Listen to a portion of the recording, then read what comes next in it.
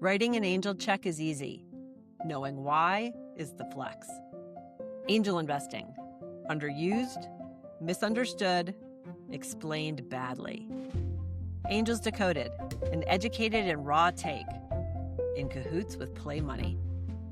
So last Friday, I was on a call with a woman who had spent her whole career working in tech. And I asked her what had kept her out of angel investing for so long. And she said a number of years ago, someone told her she needed to be an accredited investor.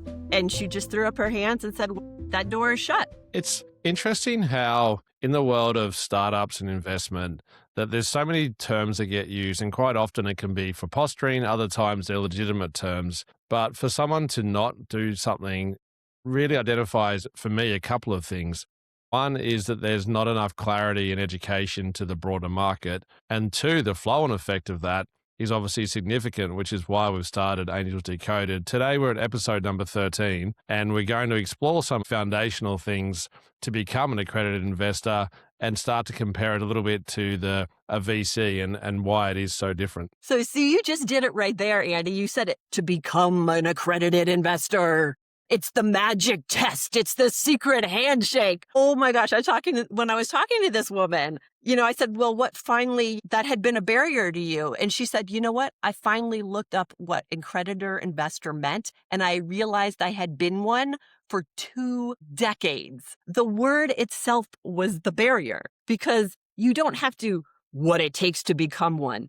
An accredited investor is actually really simple. It's either you make over $200,000 a year by yourself or $300,000 with a spouse, or you have $1 million in net worth, or you've taken a Series 65 or a Series 7 financial exam. You're a registered financial professional. Just one of those things. The best thing is the barrier is even lower than that because it's not like you have to prove it.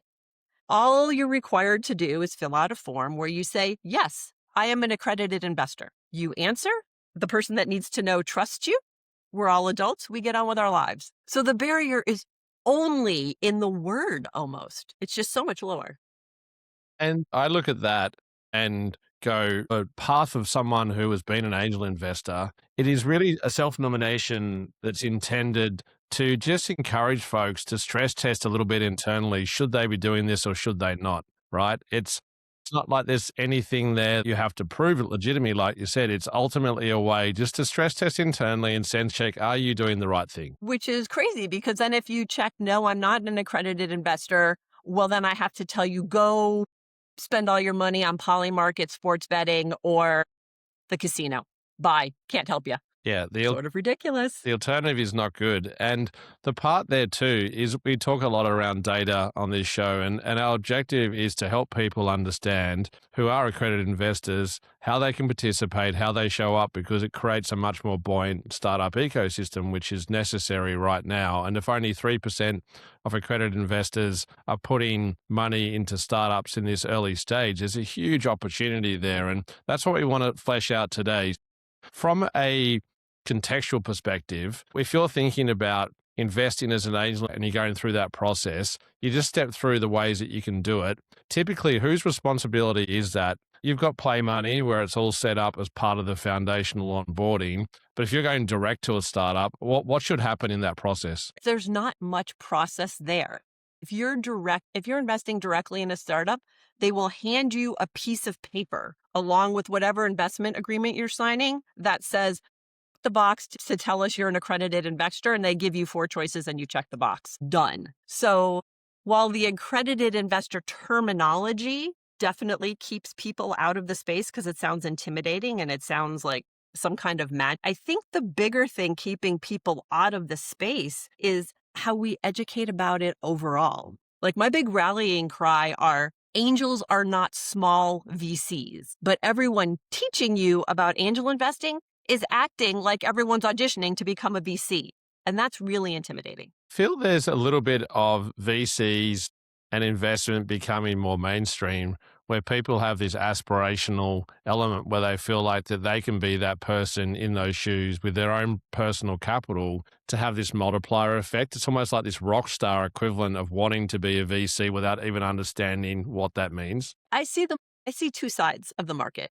There is definitely this world, maybe a little younger, maybe a little more male, of we're all VCs, right? It's the bros are like, yeah, I'm an angel investor. I'm doing this thing. And then there's the quieter world where actually all the, I think all the capital and all the wealth is being, created and accumulated, that says, I don't think I know enough. I need to learn more. And this is going to be a controversial opinion. There's a little bit of an angel investing industrial complex. Sign up to take my class. It's $1,500. It's $4,500. You need to learn more. They have multi-week curriculums. And if you look at those curriculums, they focus on, sourcing deals and diligencing deals and understanding macro spaces.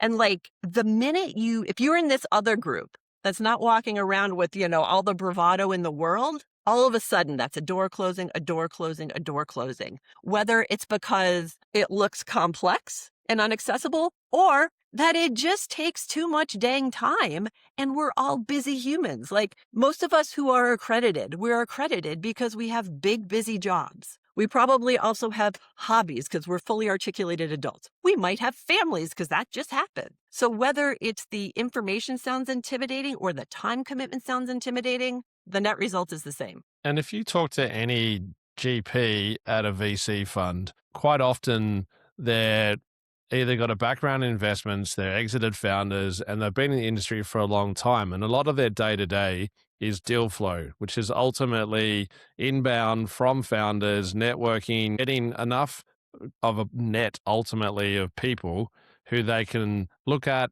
assess, and potentially invest in on behalf of their portfolio. And it's an always-on process. If they're not looking at deal flow, they're fundraising to try and raise money for their next fund. So they've got a very different approach to an angel investor. And so the separation of those two for me is very clear. If you're an angel and all of that sounds overwhelming, you've made it past the accredited investor step, what are some of the foundations to think about that, not the full assessment, but when you're stepping in, the difference between a VC and an angel investor ultimately in those early stages? I mean, the biggest difference is one of them, it is their full-time job and they're investing other people's money. On the other one, it's you want your small check, whatever size small is to you, to have an imprint on the world. You don't have to be able to do everything the professional does. You can rely on them. Which is why I get rubbed wrong by some of these angel investing classes, because they're teaching you how to source deals. Well, you know what? There's a whole bunch of professionals out there that have sourced deals. They've seen 1,000 deals for every check they write. They've done professional grade diligence.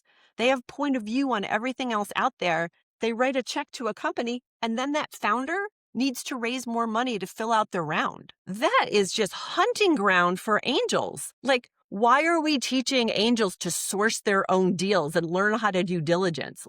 I'm sorry, I have a big portfolio of angel checks and I've been a founder for 15 years and I don't want to understand how to digest a cap table. I can because I've lived a cap table, but if I was a senior VP at a Fortune 500 company, that doesn't fit into my knowledge set or my purview, and it shouldn't have to, and it doesn't have to, because you can be a great angel without being able to do that if you've got a pipeline of deals from the people who already have, right? It's why we use Yelp. I don't want to have to go to every restaurant to know if it's good. I want to look at those surveys and realize that if I'm in a college town, it is Chiba Hut that is the best restaurant in Boulder, Colorado. Yelp can tell me that. I don't need to go.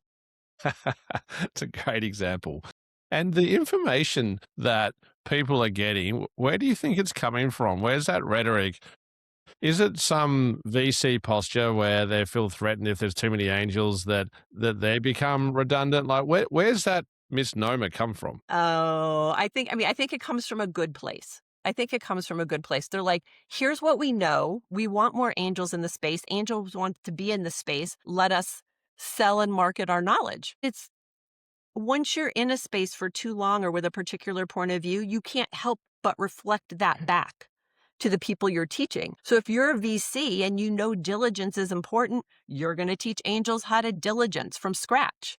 You're not going to step back and say, hey, wait a minute, I need to teach angels to trust their own gut and judgment and then plug them into pre-diligence deals so they can apply their taste on top of a clean, well-lit space. Your framework changes. I mean, think of this. I just told this story about this woman being an accredited investor. And when she told me that, I was like, I smacked myself in the head. I was like, gosh, my job is so much easier than I make it out to be. We always lose sight, like that little barrier. We're doing all this education here. Half the people listening are like, oh, didn't realize I was accredited. Well, I'm in now. We overcomplicate it. And that is a huge opportunity. Again, I'm going to be glass half full today, Mr. Positive, because Okay. there's so much out there in the world that, from a capital perspective, I mean, that's not being deployed that could make a huge difference. And I know you're super passionate about driving societal and cultural change via investment, whether that's directly impacting or whether that's a flow-on effect or a catalyst that drives future change as well. But you can literally change the world with deploying your capital. And that, for me, is the part that we're missing out as a whole global community. We are absolutely missing out.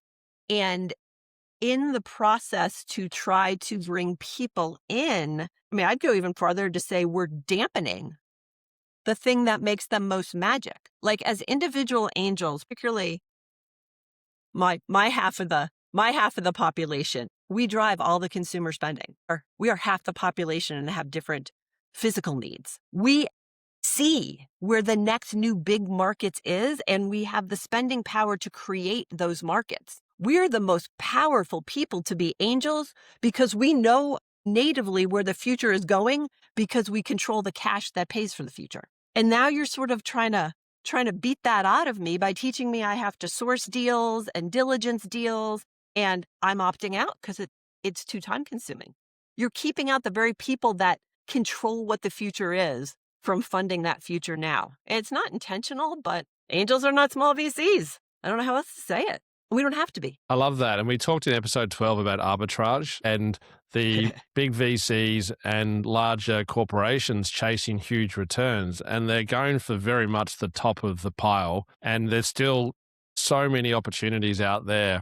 And the ability to impact that is the part that you're talking about. So I'd love to throw to you quickly on Play Money. So it's the best way to think about the onboarding as a way to understand as an angel investor what you need to do to get started. So to get started, I mean, if you think you're an accredited investor, I would say, I mean, this does sound like a big shill, but sign up on Play Money because every week we're going to show you a new pre-vetted, well-curated deal, and you can lurk and learn. I think that the skill we don't teach enough with people that are angel curious is learning to develop and trust your own gut. You already know the big problem spaces. You absolutely do.